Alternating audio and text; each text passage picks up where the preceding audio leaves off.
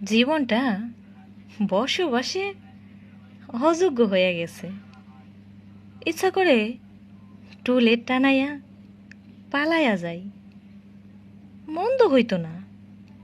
দেখা গেল পাখি আমার জীবন ভাড়া নিল, আমি নিলাম পাখির জীবন ভাড়া।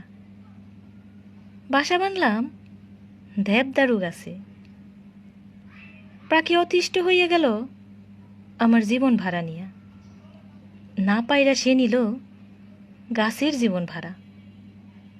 গাছ হইবার পরই পাখি আমার বাসা ভাঙিয়া আমারে খেদাইয়া দিল।